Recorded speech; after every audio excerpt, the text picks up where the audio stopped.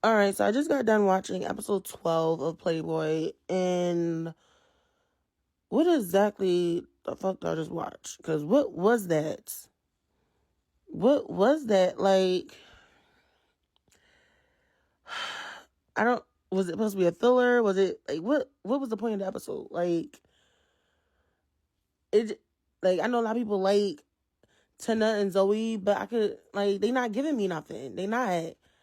And like Zoe was being mad sus this episode. Like Tina was walking around the little studio because mind you, he gave Tina permission to walk around and look around after he was going in on him. Zoe's going in on Tina. I'm like, okay, you doing what you doing your thing. Okay, not mad at you. So Tina looking around, he saw a tarp over a painting, and he told him, no. And they gonna try to change the topic. And I'm like, that's mad sus. And then at the end, when all the PlayBoyy bunnies get held up in the under the underpass, he's not worried at all. He done played his violin. Now he's sitting there with his legs crossed in a dark room. Not concerned at all. Not worried about his man just talking about I'm lonely. What? It's sus. It's real sus. It's giving very much. He's the reason why Nan is missing, why he went missing, why now he's never returning. It's giving very much. All of this is because of me. All of this is because of me. Because if you remember, back in episode 1, he was on everyone's ass talking about, and Nan has been missing for 2 years, 2, 3, whatever, how many years. None of you remember him. None of you care. Blah, blah, blah. He was also Zoe's muse or whatever for all his artwork. But as soon as Tina came around, he was like, F Nan, who cares? It's real sus, right? Real sus. So then, Captain. What can I say? I can't say I'm disappointed because he never raised my expectations or my hopes up anyway. It's just, he's never changed. There's no character development at all. When you think there might be a teensy bit, like a little minuscule of development, is dashed. He dashes it. Like, your automatic thought was that it was Pune that exposed me, that outed me, instead of the ones that you were all ha keen in their faces. You didn't think it was them. The ones that were basically homophobic and they were geeking for a video, okay, with the person's face in it the whole time. But no, you couldn't put the 2 plus 2 together to get 4. Okay, you put 2 plus 2 together and got 27.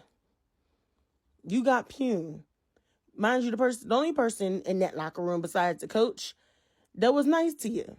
They didn't ask you for nothing. Your main problem with Pune is because he's on scholarship. Okay? And that he was also hunching and munching with Keen. But you didn't know about that until you was minding somebody else's business and he was all up in his phone. But before then, you didn't have a problem with him. But now, oh, you're a scholarship boy and you work at the PlayBoyy house. Mind you, you be going there too. Okay? Keen is basically a PlayBoyy house bunny too. So let's not do that. Okay? Your friends are dating PlayBoyy house bunnies themselves. So let's not throw stones at the glass house. Please. You're living in the glass house yourself. You're practically working for the PlayBoyy house. All them videotapes you're taking, please. And so all that, and then the stuff that happened under the underpass with him and Pune, I'm like, you're kidding, right? You're doing all this, why? Because you want some kind of revenge? Pune didn't do nothing to you. All this misplaced anger? Really? And you went along with it because Nan said, I can talk to my dad or whatever and get you placed with the national team. He never took being on the football team serious anyway. Okay?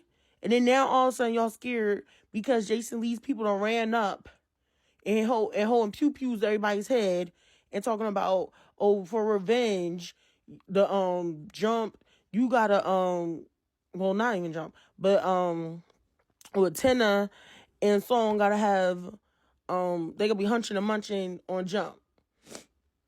And all just sitting there because he worried about his boo thing, Pune, that's not moving. Because Captain don't know when to stop. Lord. And then Noof came out of nowhere because he was telling Non, he was like, I already told Zoe I didn't have nothing to do with this. And Non's like, I know this. I just need you to do what I told you to do. And 1 second he did, 1 second he's not. And I'm like, what happened to you? What happened? Because he pulled out a video camera. As soon as them boys ran up with them pew-pews, he was going. Look, I'm not mad. Look, he had common sense. He said, I'm not part of this. Y'all doing too much. You're doing too much. Like, because Non and Captain, they're not the duo to be together. They're not. They were doing too much. I'm like, really? The underpass? I can't. And then they got scared because it started getting too serious for them. Because the Jason Lee's people done ran up with the pew-pews and was talking about, oh, since you messing with boss man's baby boy, now we gotta take you out. And since you don't want to do your job, we're gonna do it for you. And I'm like, I can't. And then what was all this cutting back and forth showing me Zoe playing the violin in the dark? First of all, that's creepy as fuck. I don't want to see him play no violin in a pitch black room. This is not Vampire Diaries. Like, come on. This is not Interview with a Vampire. I don't need to see him playing no violin in the dark. Okay, with a blue light shining on him. This is not what I'm looking for. I need them to show me what's going on in this underpass. Okay, what's about to happen?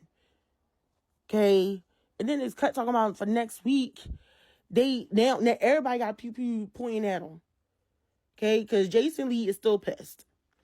I'm not sure if Jason Lee wants all back or not because he's doing kissy lips and everything. I'm like, what's the aim here? What's the aim? Because that was, if anyone remembers, that was Ob's first sugar daddy, was Jason Lee. So the question is, how old is Jason Lee? How old is this man? Okay, so that was his old sugar daddy. So I don't know if he just keep him on the. I don't know. I don't know what's going on with Jason Lee. Now he's mad because Jump was messing with Porsche, but he's not. But he was mad when somebody's messing with Ob though. But it's like I don't know what's going on with Jason Lee. I don't know. We only got what, 2 more episodes left.